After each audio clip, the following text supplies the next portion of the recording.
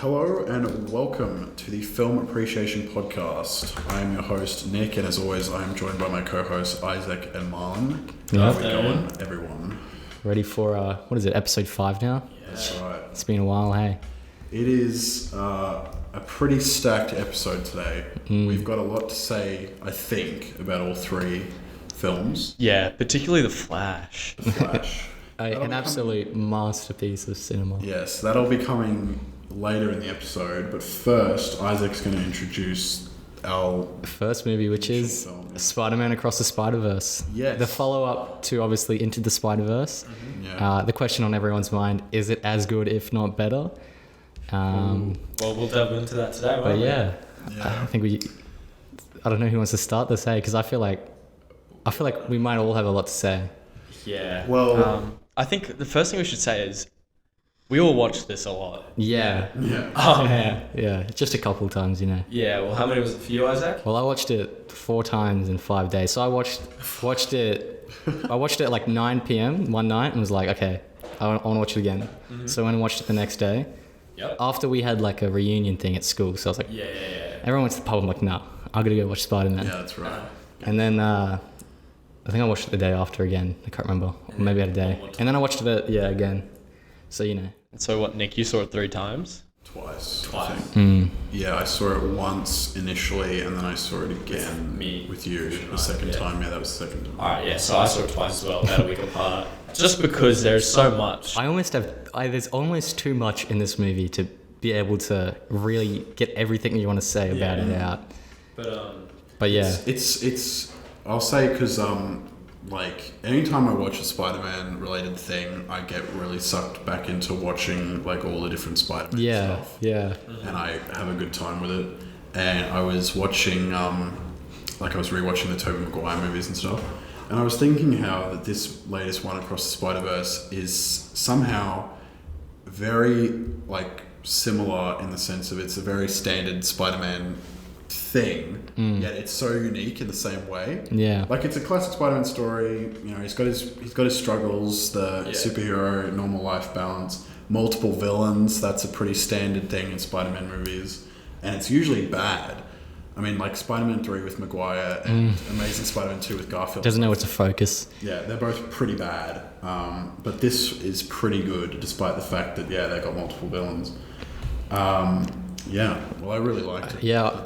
Well, yeah, I mean, yeah, I really enjoyed it. I mean, the first time I watched it, I was sitting there, I'm just in awe of it. I'm like, I have to, and when it ended, like, Marlon knows all about how I was very angry when it ended. Not even just like because, it's a cliffhanger, but just like, Because it was over. I was like, man, I need this 4 hour long, give me a 5 hour long Spider-Man movie, you know? They're just too cowardly to do it. For sure they would do that. Like, they're going to make a cut. They do like I hope they do that. It'll be like Spider-Man The Spider-Verse, and it will just be like the whole part 2, part 3 in one thing. Well, I think as much as it is a bit of a bummer that the film doesn't end, so to speak, it is sort of reassuring that there is only about a 10-month wait. 8 months wait. It might get more away. We'll see. Apparently, Haley Steinfeld said she hasn't recorded any lines yet. Oh, that's just for the really film. good. Yeah, and I was like, okay, that's kind of concerning. Well, no, because it was like Spider-Man Beyond the Spider-Verse will come.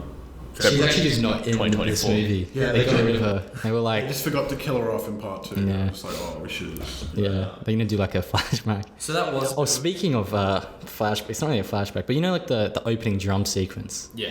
So because obviously I've watched it enough times now to really get all of those individual scenes. This is something psychoanalyzed it. This is something that I find really interesting though, is that like when you're like watching it, you kind of think it's like in present tense. It's like the first scene of the movie and then the rest of it happens. Yeah. But the shots that appear are like, you know, when the Spot does his vision to Miles and it's like the black and white, like what's going to happen in the future. You see shots of his dad, like with, you know, like looking at the kid and shit. So I don't know what that necessarily means for the like, and even the dialogue as well is talking about things that happen later in scenes. So I think it's kind of interesting to see how they've had like the Well, that there, and then it cuts kind of to her being in the present. they've more or less with this second movie established that Gwen is more or less the other main character. Yeah, it's her story as much as it is had a lot Miles. of Oh, absolutely. And like the big thing with Miles was like at the end, which is what the cliffhanger was like he's trying to save his dad, but also Gwen is in the same position with her dad. Yeah. So it wouldn't surprise me if like Gwen's dad is the one in the third movie, perhaps. Like you know how they think that the canon event for Miles' dad is going to happen. Yeah. It wouldn't surprise me if Miles saves him, but then like Gwen's dad has to die or something like that. But the thing is that he quit the Force. Yeah. So I wonder what that in itself almost breaks that prediction or is that just a red herring? Now we'll see. To fuck with people. Yeah. I don't know. A little bit off that different kind of point is it's really cool to see the sort of meta commentary in the movie. For example, like the whole character of Miles here is like treated very similar to how the real life comic audience treated Miles. They treat him as like a superfluous copy of Peter Parker who's he shouldn't even exist. Yeah. And in this movie, it's so cool how they write that into the story. Yeah. And they have him be that character literally. And then you have the Spot, who was a joke villain in real life. I mean, he was literally like one of the main. No one thought he was a cool. Just an absolute joke. Yeah. And even despite the fact he has some pretty badass powers. And so they do that in the movie as well. And it's super cool to see how they can take these. Well, like these movies real are ideas. Making the case that like, because I hold this opinion like, you know, Supergirl will never be as interesting or as cool as Superman because Superman's the OG. Yeah. Same thing with like, you know, spin-offs of different characters like, you know, different person becomes Captain America or whatever it is. Like different Iron future, Man. or like a future. Is never as going to be cool as Iron Man, even though they're the same hero. But like this movie actually makes the case that these characters, even though they're the same thing, they are Miles real. is Spider-Man. Well, they hold their own so well. Gwen is Spider-Woman, and they can like they demonstrate though that Peter Parker isn't the only one who could be Spider-Man. Yeah, and that's what which is the whole point really with Stan Lee, isn't it? That anyone could wear the mask. Yeah. And that's why the character has so many real life problems because people can relate and they can see themselves being in his position. And I wanted to actually, it's good that you brought that up because I wanted to say this, that I do love the themes of these movies, the first one and this one. There are a lot. There are a lot. But one of them, which is in the first movie, the theme was anyone can wear the mask. Because like going into it, people were like, Miles Morales isn't Spider-Man. Like we'd never seen him in a movie. And then in this one, the tagline is, it's how you wear the mask that matters, which I think is cool because they demonstrate that like a lot of these Spider-Men, most of whom are Peter Parker, can be shit, you know, like when we get into the Across the Spider-Verse part, like towards the end of the film, which I think is really cool. I think that's an interesting take. You know? Yeah, it's also, and it's interesting to see like the Miguel's character, who's obviously like saying this is what Spider-Man has to do, kind of is very opposite to what like is traditionally Spider-Man. You know, he's always trying to save that one person. Yeah. You know what I mean? So his character is almost like, even though he's claiming that he is the true Spider-Man, these people are part of the Spider Society, even though they're kind of the opposite of what the classical Spider-Man is, which is interesting. I think that's very like purposeful. It's to show like, well, maybe he is in the wrong. Thing is like Miguel was my favorite character in the movie. I thought he was such a great villain. He's fucking he's cool. so cool. He's got a great theme. Like whenever he shows up. Yeah, Spider-Man 2099. Yeah, but the thing is that's interesting about him is he is Spider-Man. Like he's not necessarily a bad. He's not a bad guy. It's like a very personal story for Miles because for Miles he's the bad guy, but to all the other Spider-Man he's the good guy. He's doing the right thing. Well, the question is though, is he correct about the canon events? And it kind of, to me, doesn't even make sense really, because like there's so many internal contradictions within his system of what is a canon and event. Like Miguel himself, right? He has a completely different storyline as Spider-Man. Like he didn't get bitten by a spider. He had like his genetic code rewritten, literally, like actually done that way. Yeah. He didn't have like Uncle Ben die or anything. He's from the future.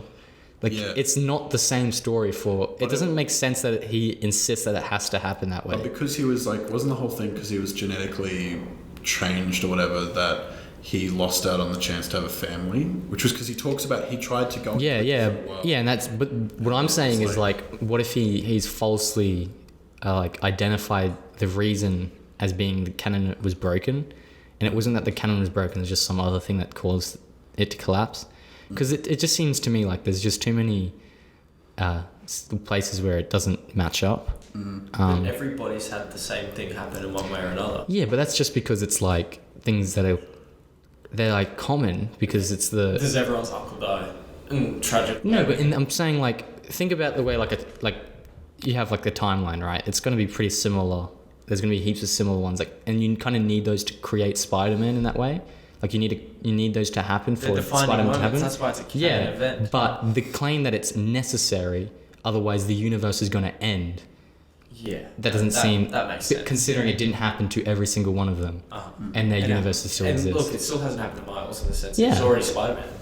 Yeah, I mean, and the fact that he got bitten by the okay, here's the other thing: he got bitten by the spider, right? From a different thing. Why has his universe not just collapsed? If he's an anomaly, why is it? And in the fact that the spider is still like because I think the point is because there's still a Spider-Man there. Because you look at the world where the spider. So it just replaces it. Okay, yeah. As long as there's a Spider-Man in the world. Okay, but why has the other one, Earth 42? Why does it still exist? There's no Spider-Man. Well, it's collapsing. It's in the process of. Miles is only a year and a half into. What do you mean? They don't suggest it's collapsing. They just suggest it's a shithole because there's no Spider-Man. And then the other thing as well is like they have the Earth 42 spider is still in our Miles' world. Yeah. Wouldn't that cause shit to go down because it's an anomaly still in the thing?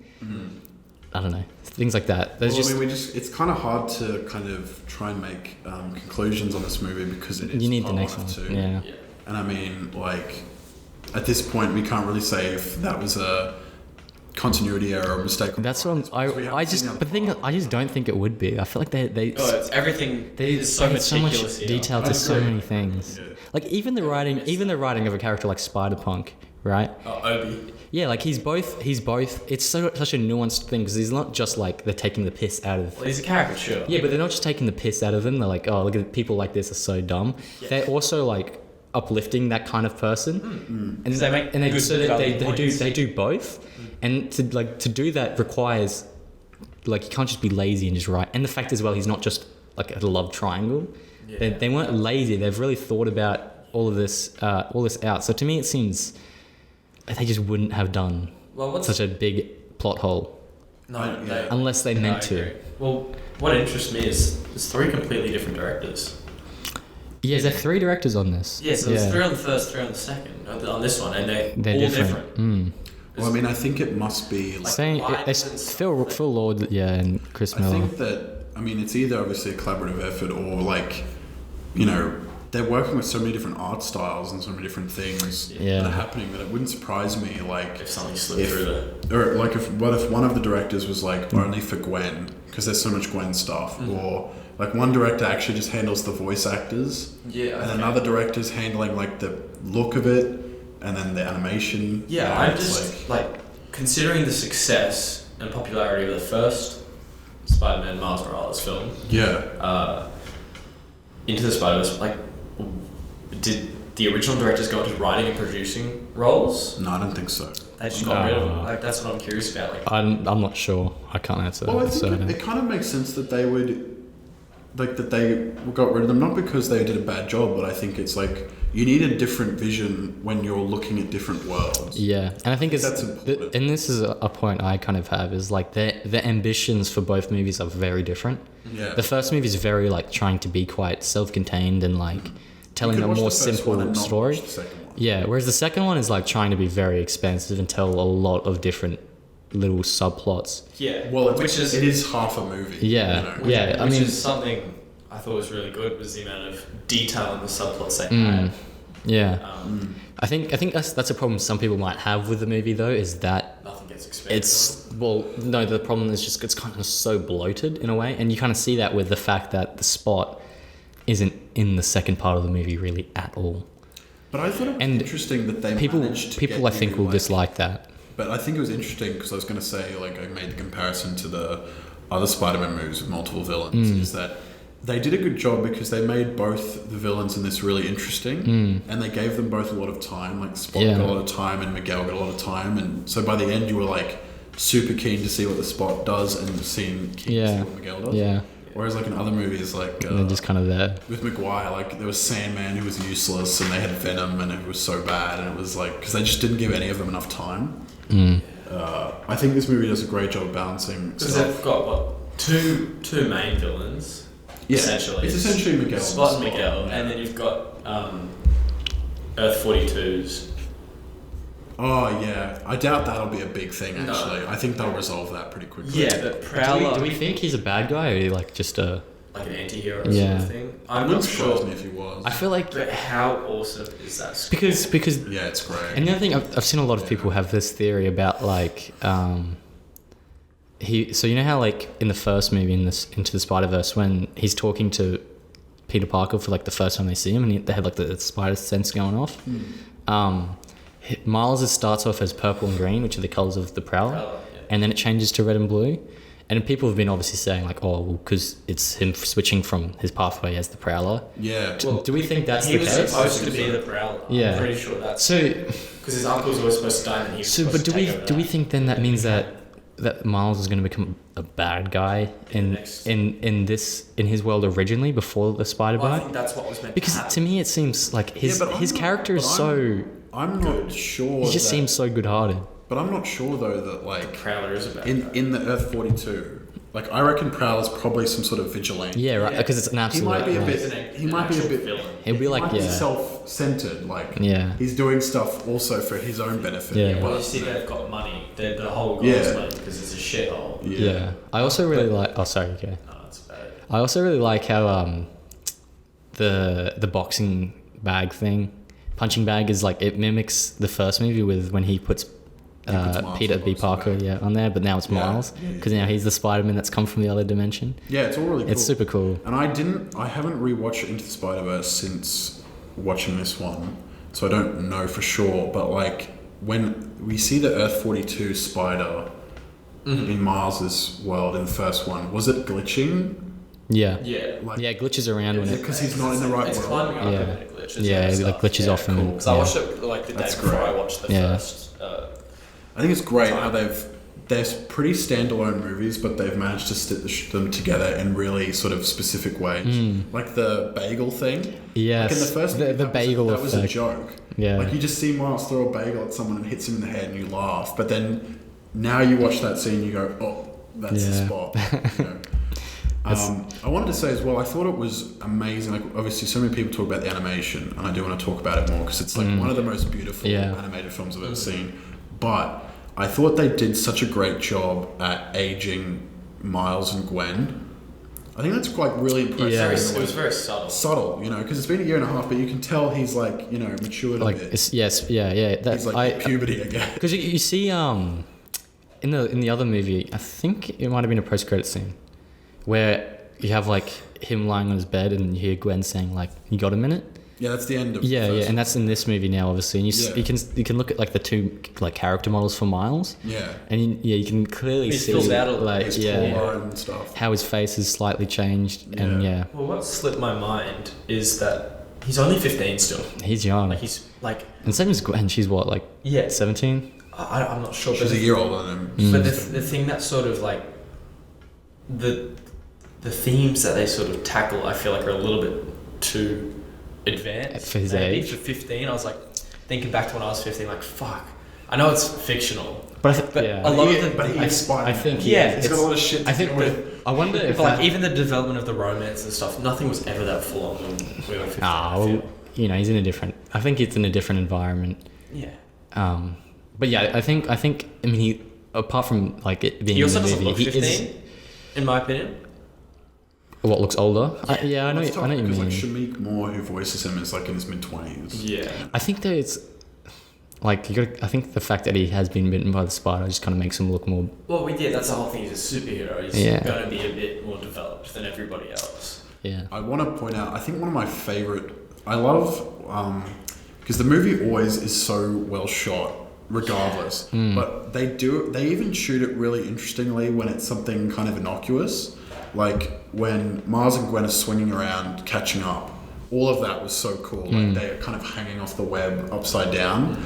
And then they get onto that building. sitting And upside down. and she walks, and the camera follows her. Oh, the upside down. 360. Yeah, Yeah. Of 180 thing, that was I thought it amazing. was crazy. I was like, that's crazy, like effort to do that just for that, little bit. Yeah. But it really pays off because it just engrosses you so much, like in the world and stuff. It's great. I think the animation that sort of blew my mind the most was in Gwen's world. Yeah, I agree. Because I think that's so the coolest looking. I don't know if you guys have seen any Rothko paintings. No. They're like the ones that are they're kind of just like bars Jamie, of pull that shit up. yeah they're just like bars of color basically, and like the idea is obviously it's supposed to evoke the emotion. But I think what makes it work so well here is when you put that idea of a painting with the context. Mm-hmm. And so when, like, for example, when her dad is arresting her, he has the black bar where he is and then the white. And the black is obviously that darkness that's sort of spreading. And she's got I think she's red at that point, like her background, because it's that anger. And then it swaps back when he's starting to be more like her father, and he's orange because he represents that warmth, which he was earlier in the movie when that hug happened. Yeah. So you get to see this like change in emotion that's happening, and like you don't need that for that scene to still be impactful, but the adding of this like this artwork kind of in the background that could be without even the characters there and still beautiful, really adds so much to that emotion that's coming out. And I think like it just works so well to make those scenes just hit a little bit harder. Well, that's one of the main comments I have. I think the final one I have on my notes is it's incredible how much an animated film can evoke emotion. Like I was sitting there at points, like particularly the ones like where there's the sort of message of theme is revolving around family. Like it's incredible how much that just hits home in like one way or another, the relationships, whatever. It's like you just don't think that it should be possible. Like you'd expect it to an actual film with real humans that you can see maybe might evoke more emotion, but I think it doesn't get much more. That's something, emotional than this. Particularly for a film that isn't as sort of somber or depressing as other films can be. It certainly evokes every range of emotion. That's why I think like I don't understand why all other superhero movies don't understand this, that like we don't need jokes 24/7. You can actually get emotional with these movies, because that's why we watch them, is because we care about the characters. We care about the characters, we want to see what happens to them. Like the action, just watching shit blow up or whatever is just like icing on a cake. And like we want to see what happens with whoever. That's why like it's actual development of the relationships, etc. Like the new Batman with Robert Pattinson, I thought they did a great job at like developing the relationship between Alfred and Bruce. And like there's a part where Alfred's in the hospital and like they have sort of this emotional moment, and I actually got caught up in that, and it makes me care about it more. But then you get like whatever, some stupid Marvel movie. Get on the Flash later. Ant-Man or whatever, they don't ever do any sort of scene where it's like emotional, two characters talking to each other, and I'm like, that's what actually people want to see. That's what people like actually care about. Marvel used to be pretty good at it. Yeah, they did. That's why the late 2010s. Like Infinity War worked so well. They just forget about it straight away. Infinity War worked so well because they would do like emotional moments. There was no joke. You would just like watch someone die or whatever it is, and it's like sad. Guardians does it really well. That trilogy does it well. That's why I think Guardians 3 was so successful. Is because they had that really emotional rocket thing that was actually sad. There was no joke. It was just sad, But I think Spider-Verse for an animated film just does an amazing job. I think that's one of my favorite parts in the movie is the parental dynamic. I think it just works so well, because I think a lot of movies tend to ignore it. They don't really, but adding that factor into the story is A, makes it way more emotional. But B, it's interesting to see how that impacts the people around these superheroes. And you get to see it for both Miles and Gwen. You see both parents. You also get to see from their perspective as well. Yeah, that was another one of my which you don't think about. Yeah, that was one of my favourite moments. Another one where Gwen and her dad reunited at the end. Like, that was so emotionally satisfying. I was like, that's so good. That's so great. But like in a shitty superhero movie, they wouldn't have that. Yet they might kill her dad off and we're supposed to care. And they're like, but it's like, guys, we never had any sort of scenes to connect. But like these movies understand that you got to really put a lot of heart into it for people to, because the animation is cool, all that. But if it was just animated in a cool way with a benign story, no one would give a shit. This wouldn't be like the iconic, everyone's watching it, everyone's like, you got to go see this. It's really cool as well to see is how the animation from Into the Spider-Verse and now Across the Spider-Verse has affected the rest of the industry. Yeah, for You sure. see the new the ads for the Teenage Teenage Mutant Ninja and it's Turtles like while you we're can going to see Across the exactly Spider-Verse. where they got the inspiration to Same. do Well, it. the new Puss in Boots film was the same. Yeah. And that was done really well. Yeah, that as was well. a fantastic movie. But So no one's going to complain about having good animation. these are the industry leaders. Because I think you know what I think though. I think Pixar need to get away from that. Their style. Cartoon style of the Just their style is like Elemental. The style for that movie, I've heard it was really hard to like make, but it just doesn't look anywhere near as impressive. No. It doesn't even look like the old Pixar films. Yeah, there's something about it that's And you just need not that. good. The proof's in the pudding. Elemental completely bombed the Did box it? office. Yeah. Do you know yeah, what Slowbox rating is? it's like a 3 point something. Yeah, it's like low. Not anymore after yesterday. Yeah. Whereas Across the Spider-Verse, it beat Into the Spider-Verse's entire global box office gross in less than 2 weeks. Yeah, and that is off the base of Into the Spider-Verse though. Yeah, For sure. But it wouldn't, if it was like a shit film, it wouldn't have. No. Oh, It's had some pretty good, like, you know, Yeah. maintenance of income. another. You wanna go? All right. Another interesting thing is I think this is really cool. Is the relationship with Gwen, in a way, mirrors his relationship to the rest of the Spider Society. So it's like he has this image of Gwen as like the idealized, perfect thing. Yeah. And then as soon as he realizes it, and it's the same as the Spider Society he wants to get into, and it's like he is looking at it as above him. yeah. And so when like he sees that there's flaws in it, and he has like that, like it's like a dissolution of that image. He has like this redevelopment of the image, of the relationship with both the Spider people and Gwen. Yeah. And that like allows him for the rest of his time in these movies to actually be on equal footing, and actually have a genuine relationship rather than just being like chasing and not being at their level. And now he finally realizes that, well, they're not as good as or as perfect as I thought they were. Yeah. I think that's really cool. Like you see it with like Peter B, right? He he looked at him like he was perfect. You know, he was so much better than me. I'll never be. And now he realizes like I'm his equal. You know, I don't have to look at him as something that I can't touch. But at the same time, can still acknowledge that he's a Yeah, mentor. yeah, Even though it chooses at the end to back away from him. yeah. Like in that weird Mustafa-looking fucking scene in that In the lava, The pipe red thing. light pipe thing, I was like, What even is that, like a revenge. But generator? That's like he says at the end. Everyone's telling me what I'm supposed to do. Nah, I'm gonna do my own I'm gonna thing. do my own thing. Which is And that's like- the main idea of the movie. Yeah, want to live your own life is one Well, of I the think- themes it pushes. I think that's also a theme Messages. across from both. Like I think it's taken the two movies for him to get to that point where he goes, just fuck it, fuck the Spider Society, fuck Gwen, fuck all these people. I'm just Yeah. gonna do whatever. Yeah. Which do is my own amazing, thing. right? It is. Like it's the really development good. of a No. message over 2 whole films spanning, No. 4.5 years? Yeah. Like, Yeah, that's the great. that's why I was saying like earlier, the way they've connected the two films, they know their shit. They paid attention to what they did, and there was clearly a plan, which I think is great. One of the other things I want to mention is it's very subtle, but I love how the Spanish isn't subtitled. Yeah, Yeah. So like it doesn't necessarily affect me, like I don't understand, but you can sort of infer. yeah. But maybe just for Spanish people, I also might love- make them feel unique. And I love that you can notice when Miles is doing like mixing English and Spanish. what do they It's call like it? it's like Spanglish. Spanglish. Yeah. Spanglish. I think it's so funny when he does it because his mum's always like what is this? Yeah. I also we haven't mentioned him, so I'll just do it briefly. But Mumbattan Spider-Man. yeah, Oh. Spider-Man India Spider-Man on India the is rewatch sick. was like one of my favorite. He's characters. yeah. I thought he was It's so very funny. I thought he was so good. I thought he was so funny. tea. Yeah, It's like saying, what is the other thing? Yeah. Yeah. yeah. He's just like, what? You're gonna ask me next about naan bread? I thought that was so funny. Bread.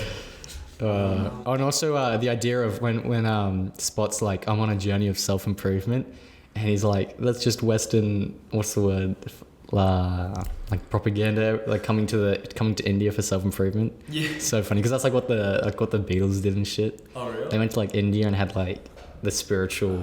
Okay. Yeah, I like how they're able to step into the stereotypes of India, but not in a way that offended anybody. So the voice. I actually saw an interview with the voice actor of Spider-Man India.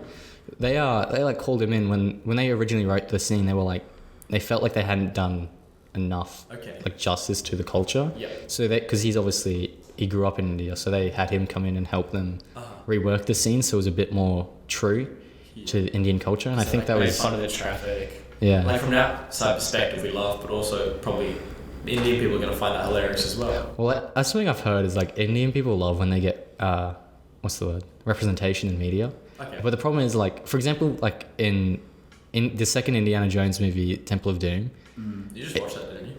like a week ago. Okay. They have like an Indian scene or Indian scenes, but the way they do it is like massively stereotyped. It's Okay. but the Indian people were still happy to be in the movie, even though that it was like terrible representation of what India is really like. Well, I suppose I can't put my name on a couple, like more than 1 or 2 Indian films I've seen.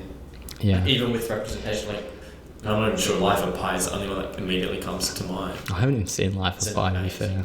Like the fucking cinematography is awesome.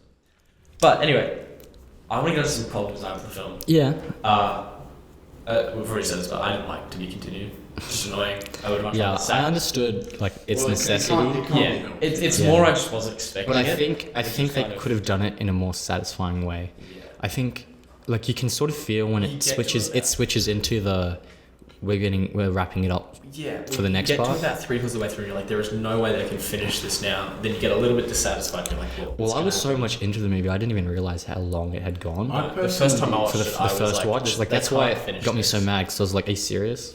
I personally think that It's just getting the way started. they should have ended it would be where Miles realizes he's on the wrong Earth. Yeah, But then they just kept going like with the Prowler, and then they ended. because they want to wrap I up. was kind of like They wanted to wrap up. So I think what they wanted to do is they wanted to wrap up Gwen by the end of this movie.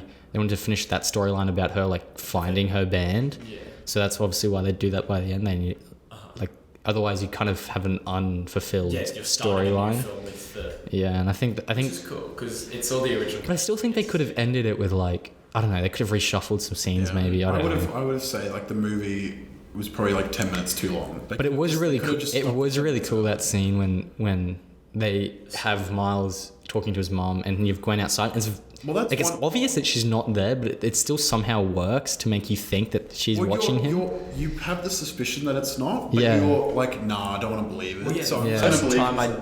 like, Yeah. it took me a while to clock. I was like, oh shit. Yeah, this yeah. is what- You're watching it like what? How is that? It's different lighting, and then you It's go, like the theater that ah, I was in was like, oh damn. Like when she went in and it was like, no yeah, one's there. yeah.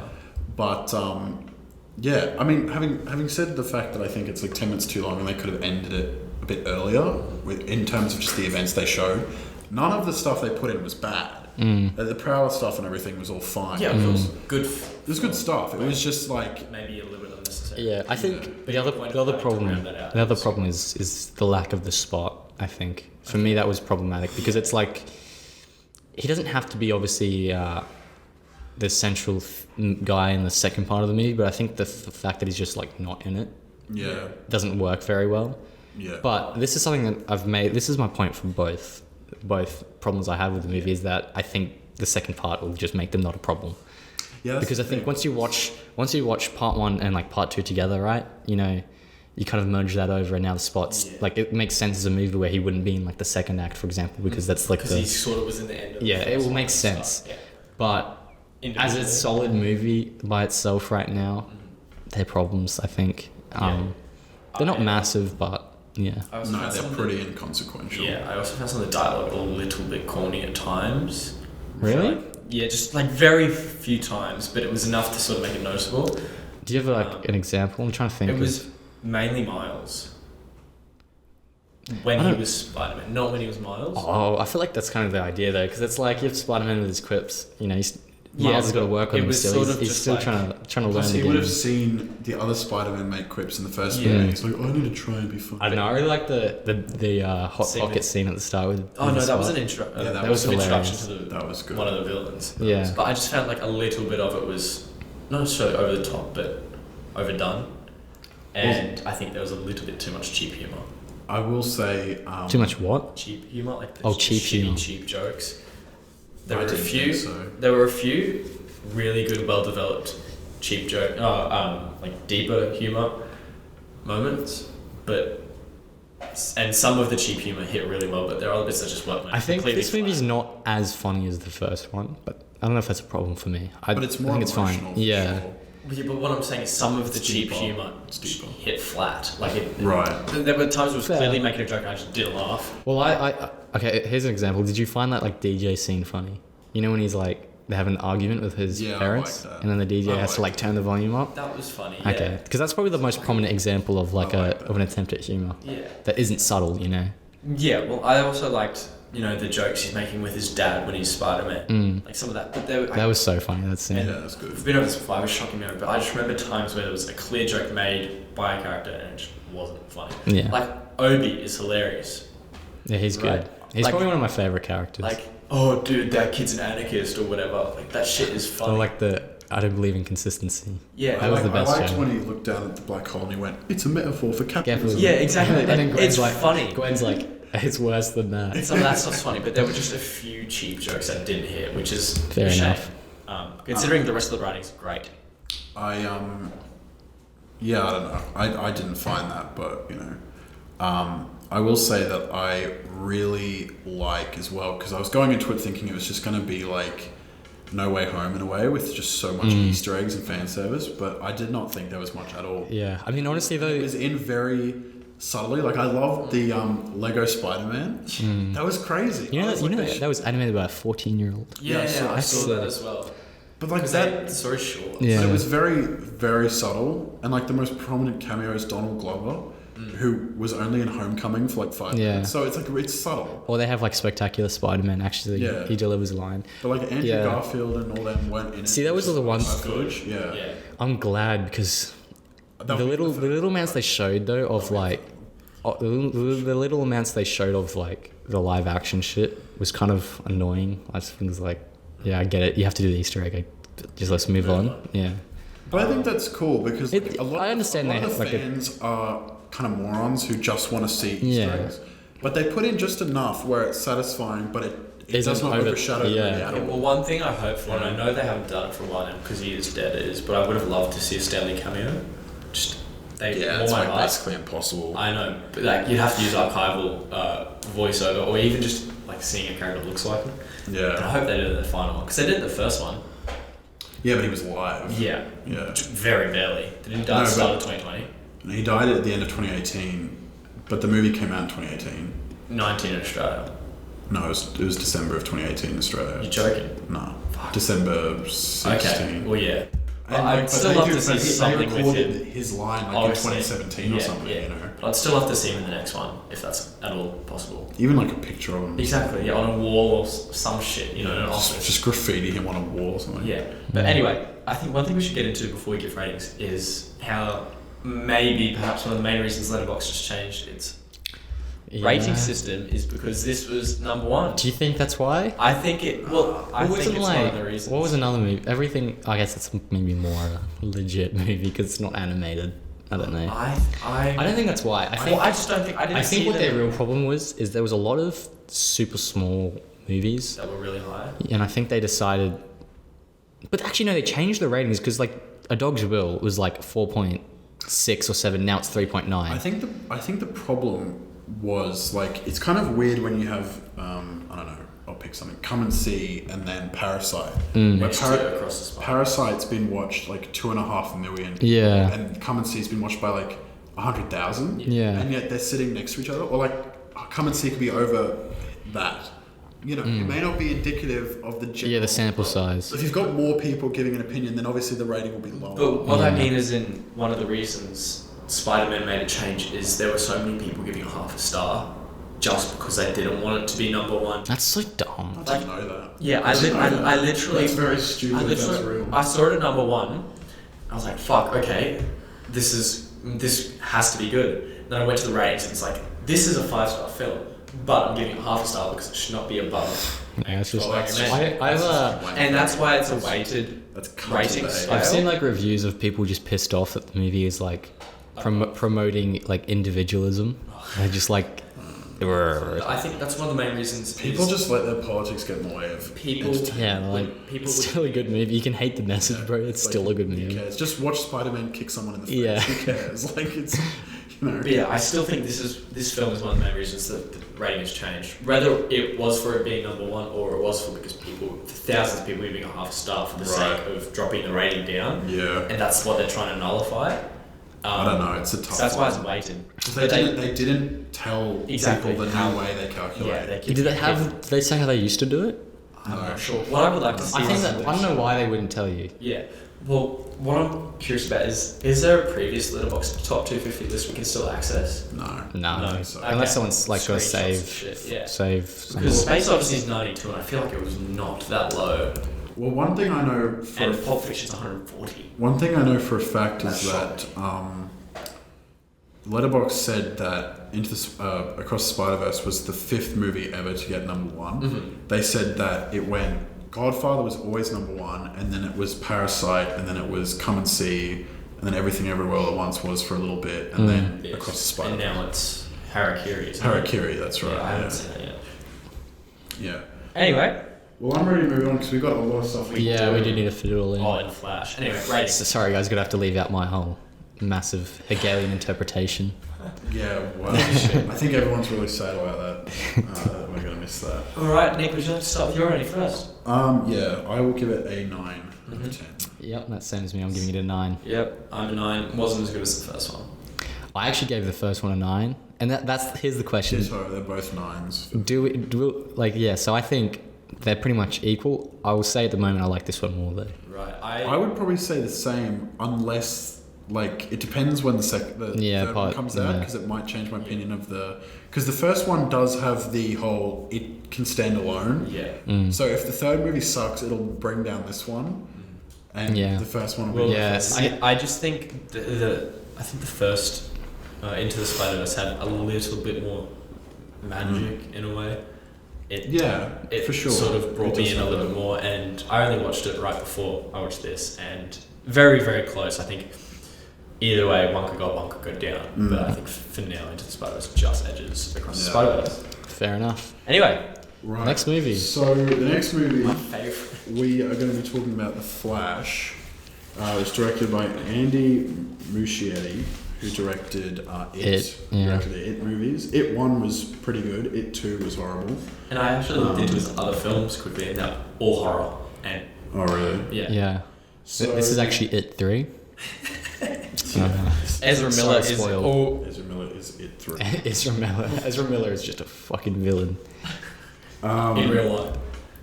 Babies in the microwave. Yeah, it stars Ezra Miller, Michael Keaton, bunch of George Clooney.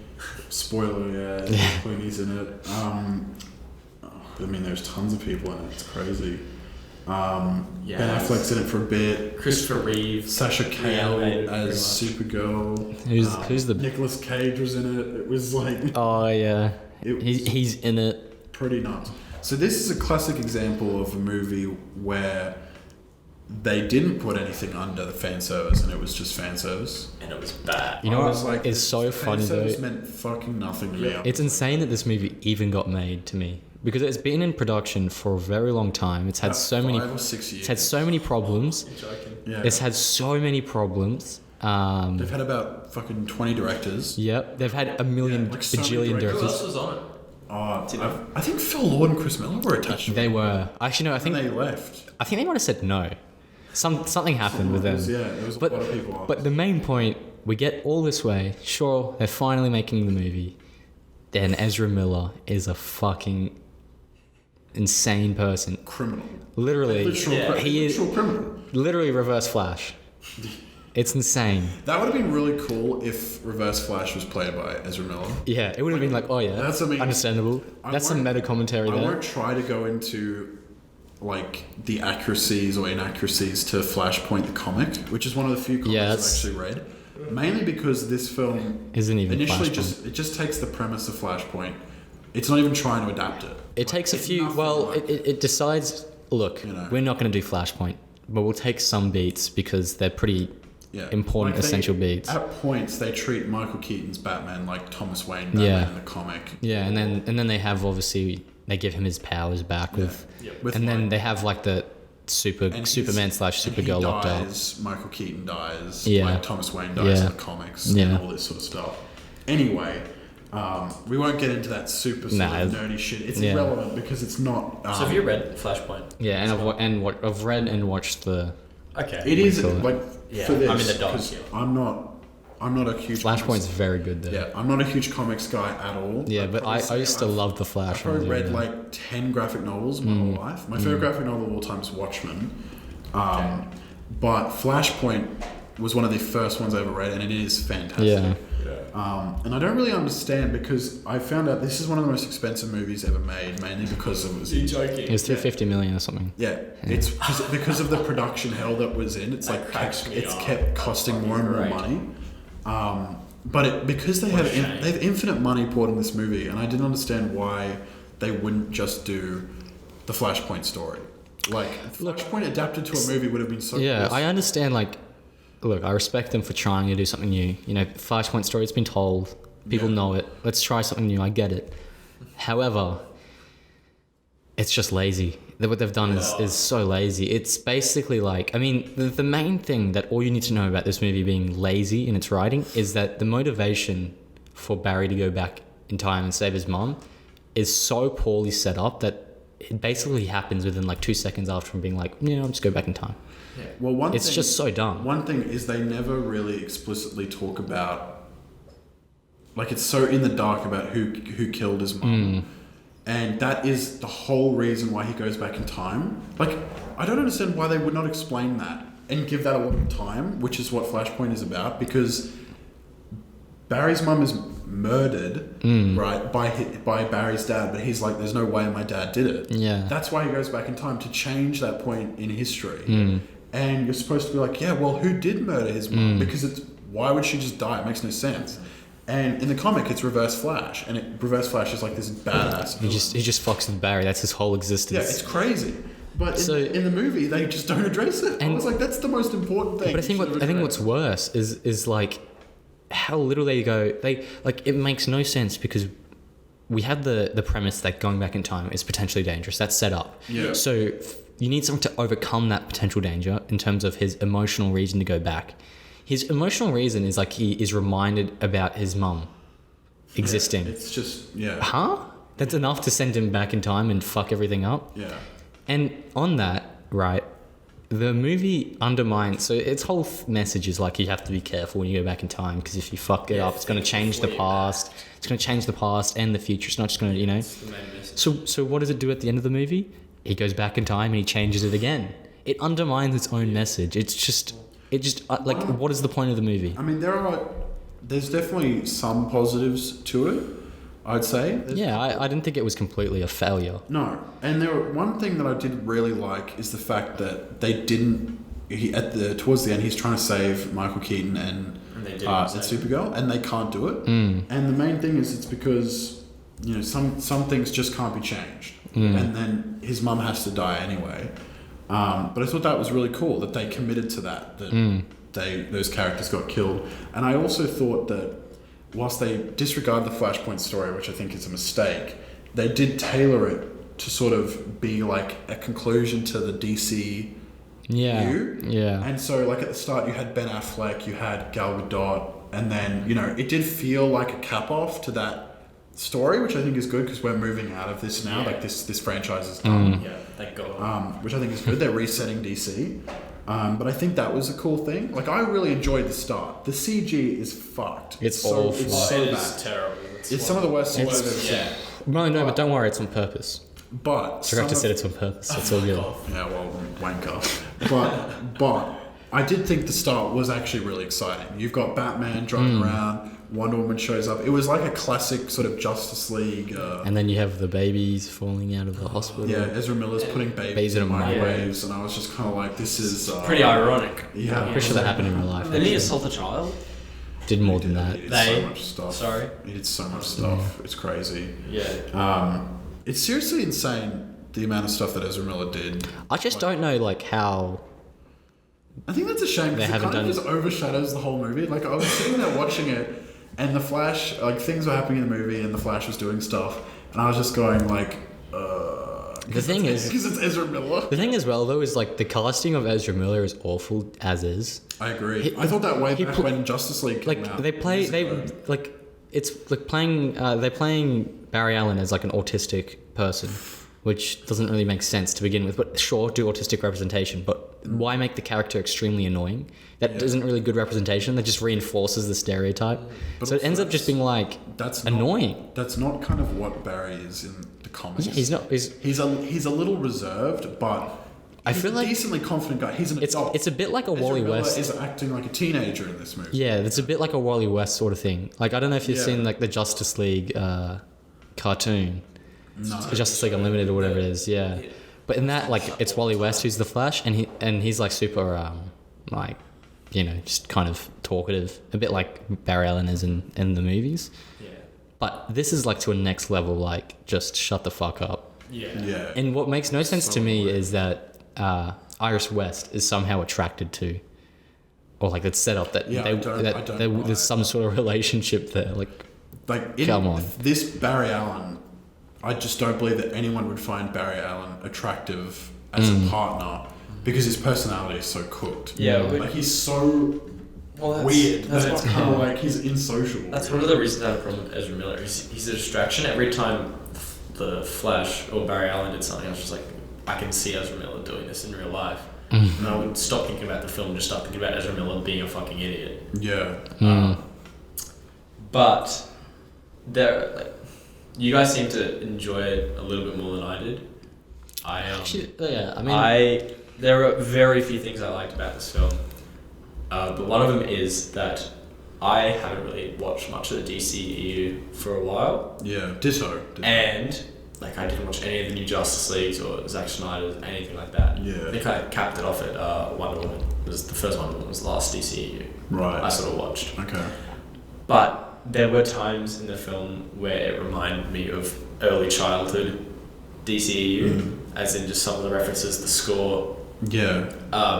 Like reminded me of those old Lego games. Yeah. And I like that. It was a little nostalgia. That's mainly because of The Michael fans. Keaton stuff. Like his films were so influential, like on the Lego games and shit. Like they were just parodying his movies. Yeah, all the but time. also seeing like Christopher Reeves in that spinning thing, like shit like that, I was like, okay, it's a little nostalgia. I do like this. Yeah. And that was just about it.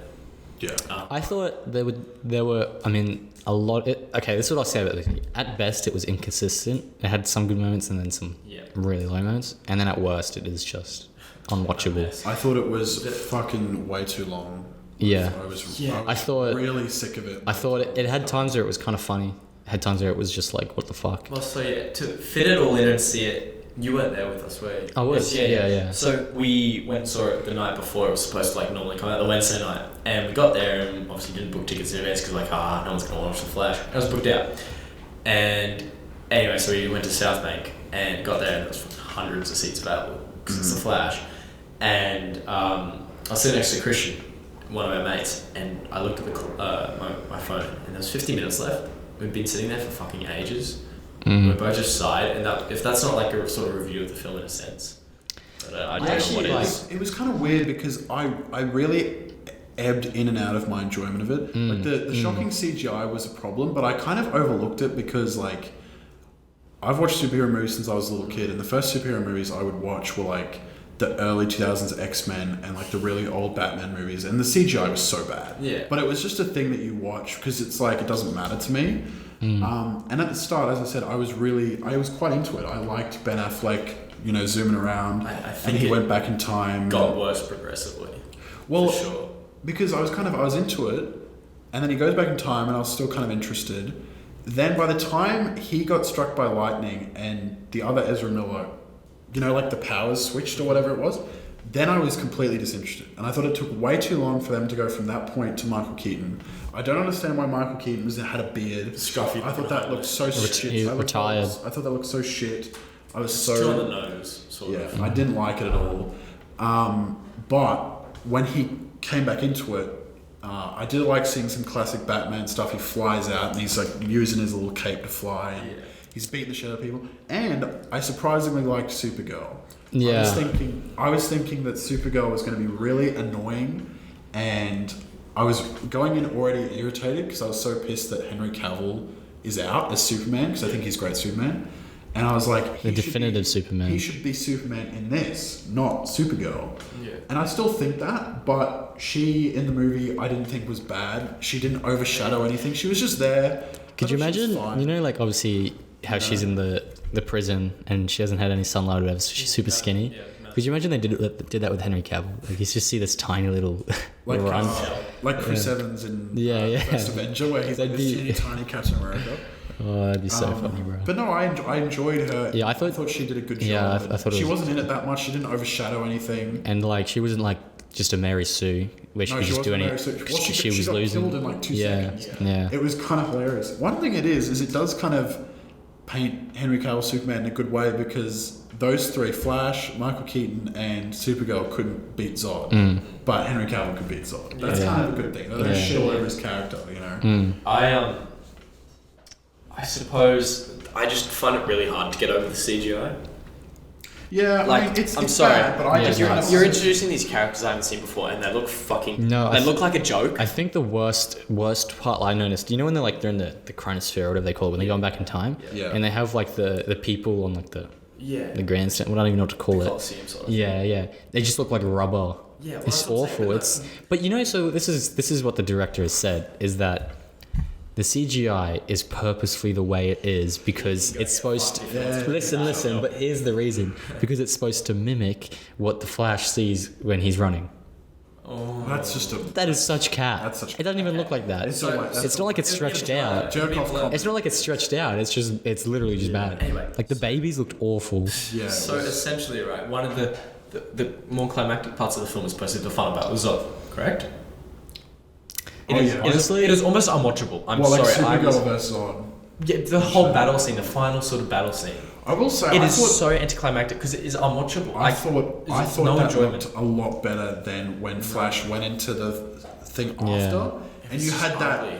that Savitar looking. No, Flash. it's But dude, it it's was literally him. It was Oh, the it's other so Ezra dumb. Miller. See that, and then they showed all the cameos. It all looked so fucked up. They were all like Rubber Man, Christopher Reeves, and all that shit. It all looked fucked up. But that's what I'm saying. Like, if you big, like one of the climaxes of your film is the big final battle, and to me personally, I found it almost unwatchable. Like it was in a day and age where CGI, you're getting the likes of Avatar, The Way of the Water, which Yeah. is so beautiful. Yeah. Like, and then you give us this shit half a year later, is. No, but you know, this is what pisses me off about the movie, right? Is when he's going back in time, and then you have like that other speedster appear in the time thing and attack him. They like make you think, oh my god, it's like Black Flash, the guy who like chases down the Yeah. people who fuck with the timeline. You're like, fuck, that is gonna be sick. Yeah, it's- because it's gonna be this little thing that's gonna appear and he's not gonna think about. But then it just, and he has the vision Yeah. It's, of it, and you're like, holy shit, it's gonna be like Black. And then it's just they just do not care, and then they make it like an older version of 18-year-old Barry.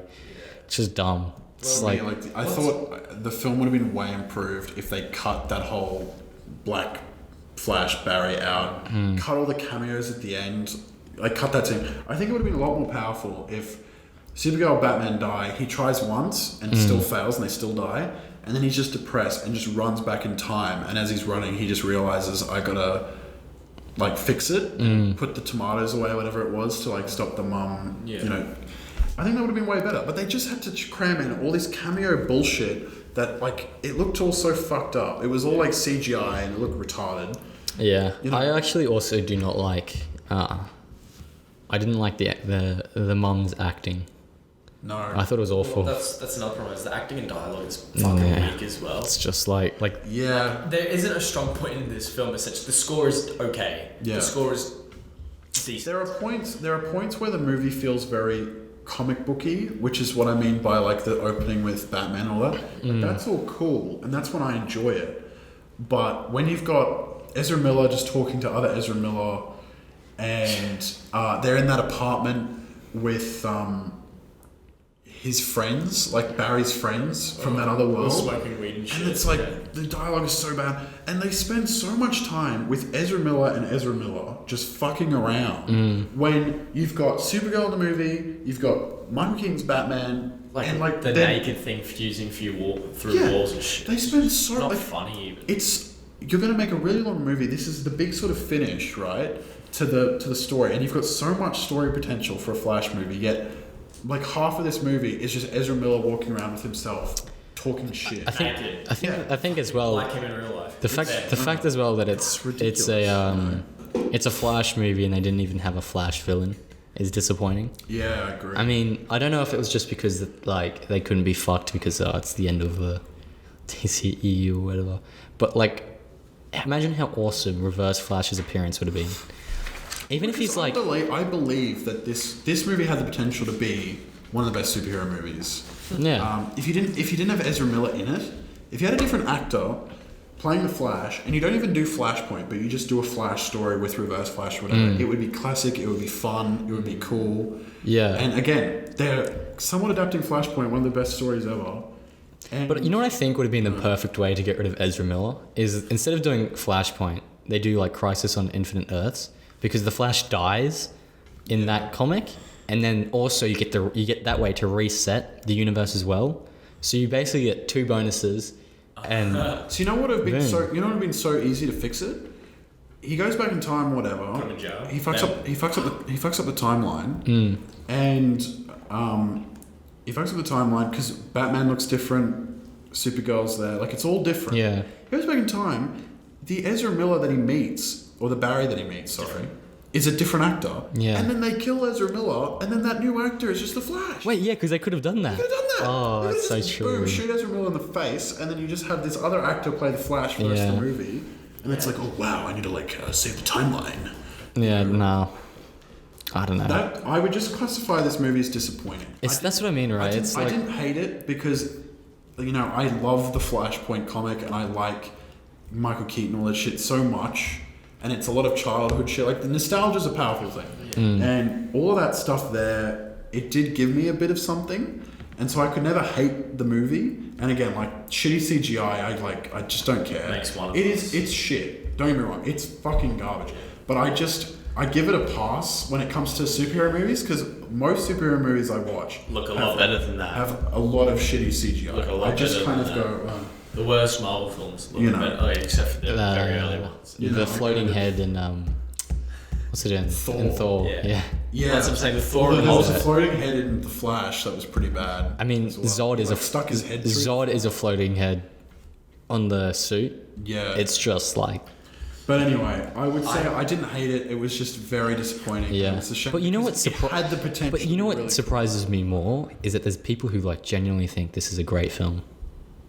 Well, I mean, there are people who. I just don't. I don't I think understand. that's a What are they big not? thing. What are they seeing that? Like, I think that's a is big different. thing. Yeah. I think that's a big thing. It must be the nostalgia. Yeah, for maybe. me. They must love the nostalgia, because like you could compare this, I think, to No Way Home. But what No Way Home did really well was it did write the characters really interestingly, and Andrew and Toby, whatever, didn't show up until the end of the movie, and most of it was still just Tom Holland doing his thing. Whereas this movie's so heavily, the crux of it was for you to go, I really want to see Batman and Supergirl and shit. It was. They advertised it by just showing Michael Keaton Batman. No Way Home, took the same concept but actually tried to write as intelligent of a script as they could. But this movie was basically like, where we just have a bunch of nostalgia. And I don't even know. I mean, who knows what the script really looked like? Because this thing was reshot to fuck. It was reshot like 4 times. Yeah. It's production hell. Like, no wonder there are so many like just chunks where it's Ezra Miller doing nothing and then Batman, and then it's all just a mess. Yeah, and I think what makes it even worse for this movie is it came out 2 weeks after. Yeah, Across the Spider-Verse, and it has very similar plot points, like the things that must happen. So canon events versus Where it's the intersection sort Yeah, of point. what do they call it? Intersection, I think. yeah, it's something intersection. I think this probably has. And then as sort well, of like the worst crashing hand- of universes. It has the worst sort of handling of timelines I think I've seen. Yeah, I mean- and there's been so many things that have come out that I've really enjoyed that do it well, like No Way Home, The Loki Show, Across the Spider-Verse, Everything Everywhere All at Once. All of those things had different timeline sort of things talking about. And this one, like, was so bosh. I had no idea what they were talking It's about. interesting how recently there's been a spike in timeline intersecting film. Well, the multiverse is all the rage at the moment. Yeah, well, So- that's what I'm saying. Well, It's cool how it's- was it Everything Everywhere won Best Film of the Year? And that was a multiverse movie, so Yeah, it's clearly a thing. everyone loves it. And now everyone is gonna hate it in like 2 weeks. They're gonna be, Anyway, I want to wrap this up because I'm sick of talking The Flash. I'm you're giving it a right. 3 out of 10. I hate it. I'm giving it a 5 out of 10. I'm tossing up between like 4 or 5. I don't think I hated it enough for it to be a 4. I might give it a 5 as well. Easy.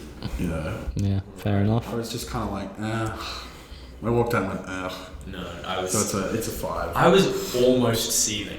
We had wasted so much time honestly fucking had a trying good to watch time. that film. I I did honestly not. had a good Yeah, time. well, for one thing, all the shit that Ezra Miller did in real life, and then watching the movie just makes the movie funnier. Oh no. Anytime Barry does anything fucked up, you and I just look at each other like, that's Ezra Miller. Yeah, no, it As is. soon as the microwave baby, just like His laid an irony in that There's sense. a baby in the microwave, and I'm just going, As he's eating chocolate bars. Yeah. No, it's laid an irony in that sense. That's one of the only good things. someone like reran the footage. It was so funny because he gets the baby out of the microwave and holds it up and laughs and smiles, and then they rewound the footage so he smiles and he puts it into the microwave. It's just so funny.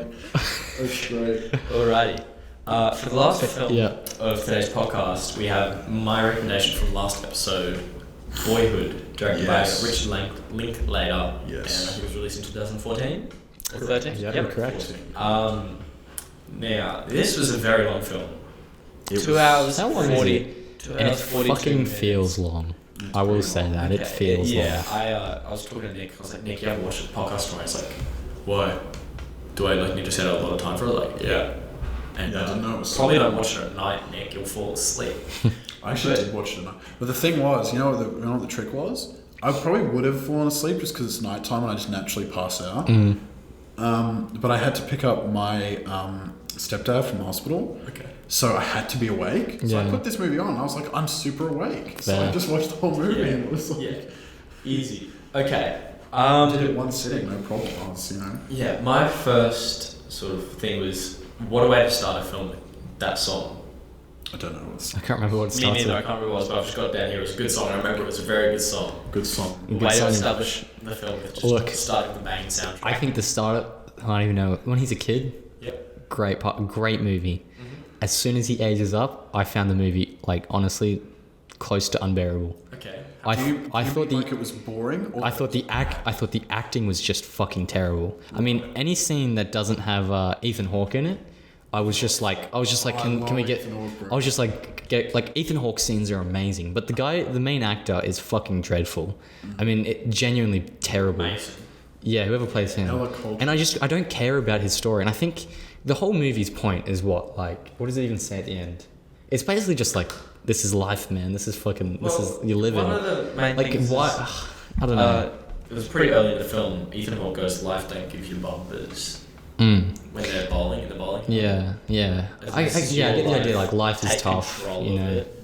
One thing I just gotta say this, like, completely off topic, like what we're talking about now, but right towards the end of the movie, he had an absolute baddie of a girlfriend, and I was like, bro, you are so boring. You were such It's a like an boring emo little dude. fucker. I did not understand how any. Kind of reminds me of Isaac. I did not understand. Oi. I did not understand how any chick would be into him. I was like, bro, you are so boring. You know, he just just like walks. the sort of he just- philosophical. No, but he's on about like, Dude, he just I'm walks- gonna get off Facebook. He just walks around like, bro, society. Is like Yeah. Somebody. He's like some sort of, How is that even me not you, at not you, all, not bro? you. The shit he says is like genuinely just stupid. I kind of laughed because I was just like, there's no way that this chick who's really nice and really cool and hot would be into this guy. Yeah. He's so boring. Love's a funny thing. No, but it's Yeah, like no. it's like he wouldn't have even been like the cool kid at school. No. So like no way he would have been cool. there'd have been no interest. He would have been the kid where you go, oh my god, he's here. Like, you're like, he's entered the room. We had a reunion, just a little sort of like, because the first year out of school is the toughest, blah blah blah. And it is for most people. But we had a little reunion at our old school a couple of weeks ago, and there were just some people there who were like, thank fuck we haven't seen them or had to see them again. He'd Yeah, be that kind of kid. yeah, exactly. I'd just- be like, oh my god. I this don't dude's here. understand why that was the decision was let's make this guy an emo. What was the idea behind that? It's so the Like, whole when thing he's- is it's the same actor the whole time. Yeah, right? It's filmed over. which is cool. I mean it's That's cool. a really cool It's a thing. unique concept. It's But- filmed- maybe they have just taken where he was going. You know why I think they made himself. I think I know why they made him an emo, right? What's the Why, easiest Isaac? what's the easiest way to act? unemotional and like and with like not really doing much expression in your voice. And he's a bad actor. So what do? Yeah, they give him the easiest acting job. Yeah. They find out Because like he's genuinely terrible. kid Like that like he's a bad actor. like you know like the scene where he's like with the older guys and he's with his friends and they're like throwing drinking shit beer, and that was fucking he's like he throws it and he's just like and it's like it's not good. Well, because I was watching it and I was thinking, and there's definitely, you can basically justify any decision with it because life is kind of like this. But the first half of the film, or I think it was at least up to the hour 20, hour 30 mark, had a lot of drama. It was super engaging with the abusive husband. Yeah, I think all that stuff. everything when he's a kid is amazing. But then when he becomes like an older teenager, the last like hour of the movie has basically no drama and it's just stuff. So you're kind of watching it kind of going, okay. And I kept watching it going, yeah, okay, fine, sure, that's happening and that's happening. And sure, like life could be like that. Yeah. His life just stopped having drama because she got out of the abusive relationship. But then I'm like, we have an hour of movie where we had lots of high drama and then no drama at all. It's kind of like... What's the mum's last quote in the movie? She's like, I just thought there'd be more. It's basically my reaction to this movie. Well, it's like, I maybe- just thought there would be, it'd just be more better. substance. Maybe to your point of why is he an emo, maybe it is sort of spurred from those abusive Yeah, I father get that. figures. That makes sense sort as a of development. to rebel against and do everything opposite. Like you see, his original dad was kind of cool, but just sort of Ethan Hawke just sort of wasn't ready. Immature. He says at the end, Yeah. wasn't ever ready for a kid. Yeah. Then the second one is like a professor, Jesus. fuckhead, right? Just Alcoholic where he throws the the glass. And then the third one Fucking is idiot, bro. military. Yeah. And He's again, a obviously wanker. conservative. Yeah, conservative wanker. Also, probably an alcoholic. You see him, you hear like he drops a beer can and there's just like lands on 10 other beer cans or whatever. I think an emo punk is very different to all the other things and it more similar to the dad, his actual dad, which he sort of idolized the whole way through. I also Sorry. So I love think when that's a good when explanation. Ethan Hawke's like says how he sold his car, and this kid's just like, I do think, "You've wronged me." I do think that the movie though did a good job at not taking his side too much. Like they do present both the kids like when they're teenagers they're douches. They're not considerate of their parents. Well, that's a you know. pretty common thing. We Well, were it's a all common- we were all inconsiderate of our parents at times. and I think that's a good thing. But I think that's important. And like with regards to the military dad or whatever, Yeah. I didn't totally think he was unjustified. Yeah, I didn't think he was like some awful person. I didn't think he was an awful person. I just kind of thought that he had his sort of traditional way of Yeah. thinking how, you must grow up as a man. And he had been raised in a different way. But he was being inconsiderate. He just showed up whenever he wanted and all this shit. Yeah. Like, that is not acceptable. No. Which I think is interesting because At the same time, all the you don't fathers were threaten kind to of, beat your shirt. they were kind of different. He didn't threaten to beat him up.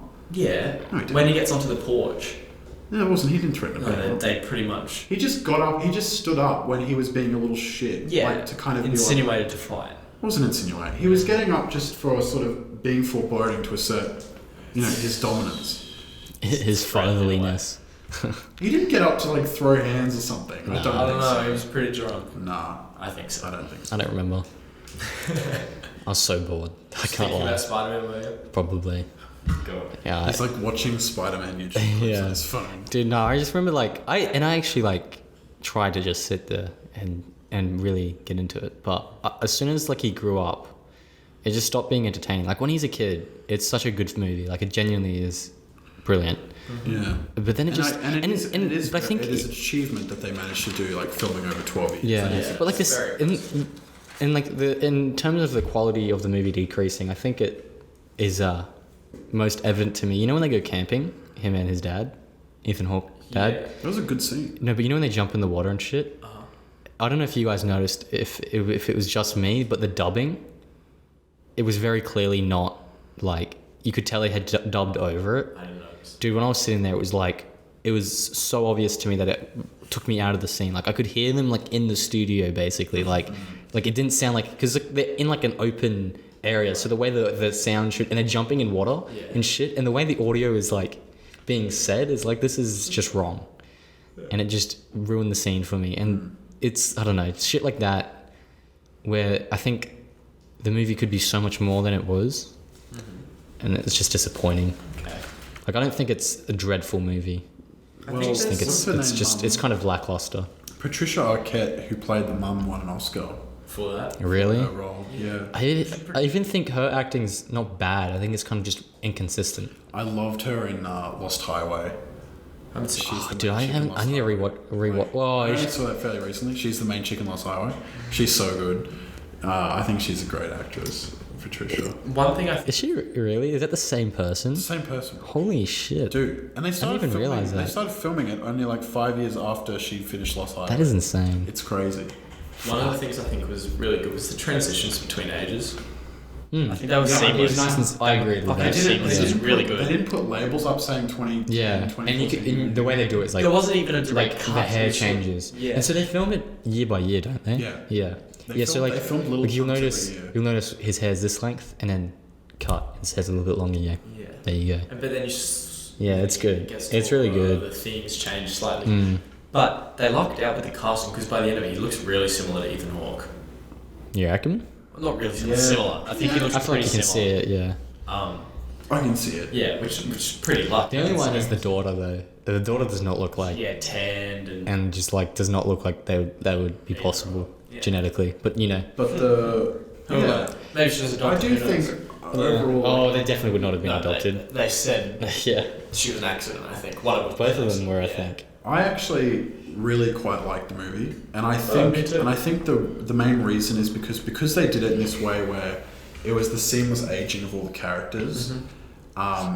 It did feel like an experience to me. Yeah, growing up with them. So. You're growing up with them, and you had a lot of this stuff, and you know some of it wasn't that interesting, but it still interested me because it was this sort of slice of life Yeah. thing. We've all gone through. You know, there are parts of life that are boring, you know, and this is a super realistic depiction of Like this. growing up life. Yeah, like growing up in life can be boring sometimes, and I think it makes sense that they would do that.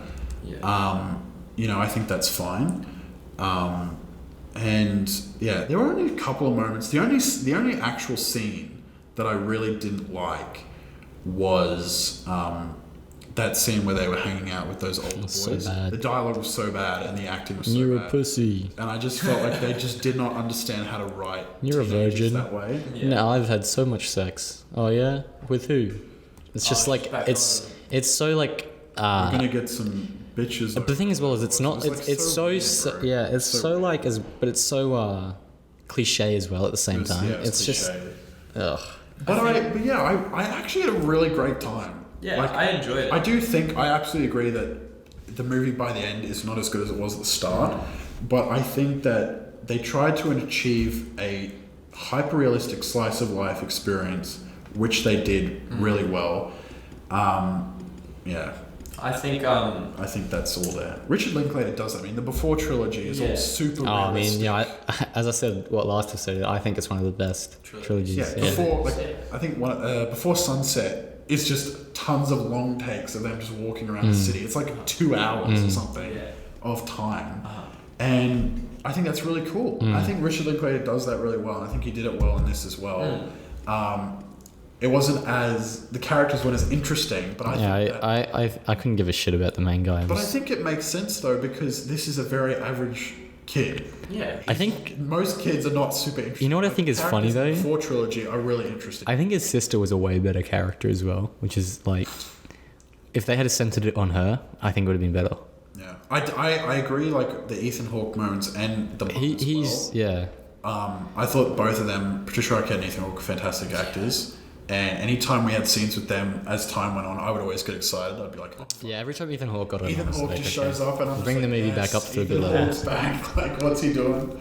Yeah, I think it's good. I I think like it. one of the things that they struggle with, and it's sort of unavoidable, is because it's the same kid growing up over 12 years, they can't really fully develop the themes and concepts that they explore in each sort of part of his life. Some are just left behind and they're never developed again. And you know, sometimes that is because they don't need to be, but other times they're just left there when they should have been further developed. Like what? I'm not saying Just stuff like something no, it's just stuff like why does he become punk like that. Well, one thing Like, it is sort of happens. one thing is they never introduced the photography thing. Yeah. There wasn't a moment where he got given a camera by interested in photography. Like when it comes to films, I remember distinctly when I became super interested in films because I was shown Reservoir Dogs when I was like 14, and I was like, "This is awesome," and then I became really interested in movies. And there was and I think for most people who have a big passion, would have some sort of inciting incident where they go, "Oh, that's great," and it sparks the passion. They have the canon event. They didn't. They had the canon event, bro. They didn't have that in Boyhood. It's just like at some point, and because there's no cuts, there's literally just a point where he's like, "I'm gonna get into photography." Yeah. And it's just like, oh, okay. I actually really like the scene in the what is it called where they develop Darkroom? in the, Dark Room. with the teacher. That was so good. There are some G. And then he 20 years you're gonna. and then There are he, some G teachers. and then like that, bro. he comes out, and then his friend is like, "What were you doing in there?" Like that is a classic high school moment. Yeah, that is yeah, genuinely what would 100%. happen. Yeah. Like things like that are good, but I just think I understand it's the cool idea of like it's the same actor, but I think they got really unlucky that he's bad at acting. I do think it's weird though that like I don't think he's terrible at it. I think he's awful. I genuinely He's terrible. thought he was terrible. I think you're over. I think it like I couldn't watch the movie without like looking at him and just being like, "What is wrong with you?" Like learn how to like you can't act. See that? Yeah, that could also be because the character was kind of annoying. Yeah, I think his acting isn't as bad as you're saying. I don't know. It's pretty fucking By stiff. no means great, but It's like it's seen so much stiff. worse. He delivers a line like he's got someone holding up the piece of paper in front of him. You know, I do think it's interesting. like that's probably A lot how of I the would act in a movie. A lot of the He's probably my scenes, quality, and I have never acted in my life. A lot of the scenes, no. like in primary school, I thought were more realistically written than like that scene where the boys hang out when they're teenagers, which I thought was weird. I was like, the thing with the teenagers sounded so bad. That was the one scene I went, that was such a terrible scene. What was that?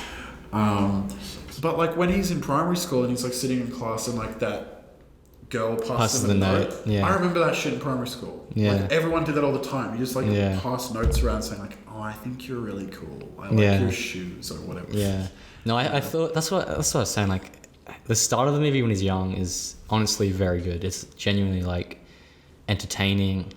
Gets you to think. You know, the characters are actually cool. They're interesting. That scene. But I wonder if the reason it becomes not interesting is because when he's a kid, there's so much potential to see what's going to happen, and then what happens is like the lamest option. Not much happens. Yeah, like One thing is that I thought was really cool was that one of the first scenes in the movie is him and his sister on a bunk bed, and she starts talking shit, and he fights back, and then she comes. do you know how relatable that and is? And this is just like, he hit me. I was Yes, like, that's my life. that is straight up my sister. It's Yeah, insane. my brother's a lot younger than I am, but yeah, you just get in trouble for shit that doesn't happen. Well, dude, when I was little, I had to live in my grandma's house for a few years, while my other house was getting built, and I had to have a bunk bed with my sister. It was the same thing. Yeah. It was the exact same thing. Just trying to piss each other off. And so there would be times when I would piss her off, and then my parents would come in and I'd go, Charlie annoyed me, and then vice versa. Like, you know, Charlie would go, Nick did something to me, and I'd be like, I didn't do anything. Fucking kids, man. You know, and that's why I think it's weird. Like, why was that so like spot on, perfectly written? And then that scene with the boys hanging out, which should be one of the easiest things to write. It's just Because dudes- all of the people would have been a teenage boy. dudes hanging out should be so easy to write because it's such a It's basic just conversation. boys. I think as well the acting didn't help.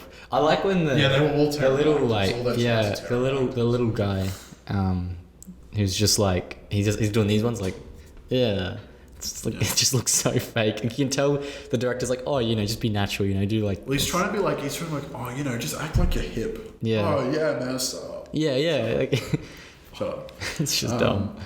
Well, yeah. Do we have anything else? I like the ending. I actually enjoyed. Ending's cool. I thought the ending was pretty cool. It's satisfying. And I like Agree. I like that they didn't have some line at the end where it was like, Man, life is so amazing. yeah, they kind of leave it on that like awkward. They're looking at each other, and It just kind of ends. He's just kind of Yeah, sitting there and he goes, yeah. and then it just ends. I'm like, cool. Yeah, it leaves the rest up to imagination. Look, I think the real criticism of the movie is they need more Ethan Hawke. It should be the whole movie. He's in every scene. Hawkhood. Yeah, Hawkhood. or just replace the actor with Ethan Hawke. Well, dude, like, and one thing as well I was De-age going to him. say is I think another reason why I may have got slightly less interested in as it went on is because at the start I thought it was universal. Like anyone could relate to this, no matter where you are. It kind of gets pretty But specific. no, as it goes on, it becomes more American. It's not like American football, and they're going off to college. That's not what it's like here in Australia. Yeah. And so, like, you know, the whole thing in America is once you go off to college, that's when you start to become a man because you're on your own. Actually, I think that's And a good that's why- point. I think that's why the movie because he's at the movie college. tries to treat it as a universal experience of people, but it's very specific to like a suburban It's American. American, It's very American. lifestyle. Oh, yeah. One of my earlier notes is that despite being America, it is quite relatable. It is, but I mean, Yeah. I found it very relatable. I mean, the NFL and all that. I mean, I hate the NFL. But you can just And it substitute just- it in for something else, like a rugby. But I don't know. that I didn't keeps going. relate to like the abuse But the whole- or anything. the whole- No, no, neither. But like just being. Jeez, could you imagine as a kid, getting some like thrown in. stepfather throws a fucking glass? Yeah. Imagine that hitting him. I'm drinking a tequila with my. Anyone dinner. have a problem with that? But what's so annoying is like I those scenes are really well written because I got so angry and I was like, bro, if I was there, I would have just grabbed that guy and just started beating the hell out of him. He looked like a little bitch. I would have just killed him, bro. One of No, my favorite actually is I actually really enjoyed the golf scene where he's like showing his kid and his kid sucks, and then he's all right, but then we find out that he's actually shit at golf because he like misses the easy putt. Yeah. And it's just a good setup to show like But how that guy shit was just like a how fucking shit a guy. fraud. Yeah. one of my favorite scenes in terms of like being relatable is when the grandma gives like a shocking gift. She gives him Gives a the Bible. Bible. Yeah. Again with the Americanified thing, like he gets given a gun. Yeah. I'm like, bro, I'm in Australia. That's big. I'm not getting given a gun. But in the same sort of way, my granddad At gave me a 15, knife. at 15, Right. at 15, he was given a suit. He's given a suit. He's given a gun. Well, I think that's sort of because they're all religious and it was kind of for But as a 15-year-old, yeah, why does he for need a suit? church. It was Like his church suit. I think it was church. Jesus. But like, yeah. How often does he get In a the same church? way, He's my an granddad emo. gave me a knife when I was like 15, a big hunting knife. I've never used it. It just sits on top of my dad's shelf. But like, You could but it do does some make serious damage with that. but yeah, the Bible was like, well, everybody's got a shift gift sometime. Shift gift. Shit, Jeff. Shit gift at some point in their life. And I was like, oh. I just Yeah, like how when he I got can it, relate to he's that. just like Oh, The- thank you. This is. it adds that he's also a bad actor. So it's This like is the in papers to me. in real life, that's how people would react. Gets the And so he's- Bible. It would have been so funny if he got the Bible and he used it to roll joints. Yeah. Turns a page out and rolls some joints. gets the gun, just fucking bang, shoots the Bible. Shoots his sister. Just The real He just American goes, he goes experience. insane. you took my front seat. Bang. Yeah. Yeah, I mean that's the kind of thing. Like it completely works, but I wish that it wasn't so American Yeah. because then I would have liked it even more because I'd be like, bro. Yeah. Like if this was Australian, Oh. like if all that shit in there was the Australian experience, I would have been like, bro, this is crazy. I think props does have to go to Richard Linklater. Really the whole good thing director. is very impressive. Yeah. It's very impressive. But- He's a simplistic filmmaker, but he Yeah. can do like stuff really well. He manages to make like sort of commentary, like the exploration of relationships, really well done. In a way, I don't think many other directors do. Particularly over such a long period of time. He started with Dazed and Confused, What essentially. what a weapon of a movie. 35 years ago now. Yeah, I think he does a good job at like,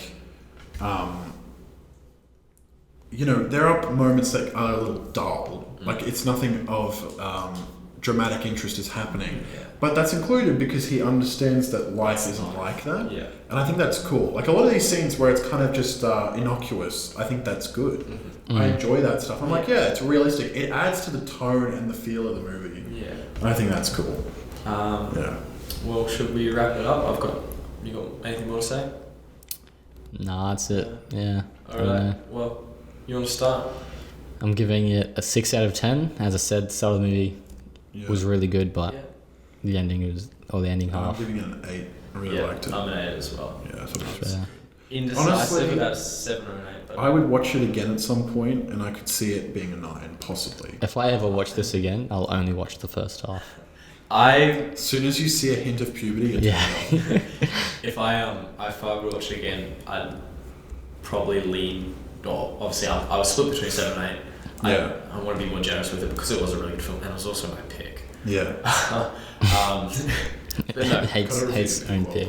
I did enjoy it. 0 out of 10. So yeah, 8 out of 10, and That leaves us with one thing left for today's podcast. Indeed, it does. Isaac's Recommendation. The infamous All right.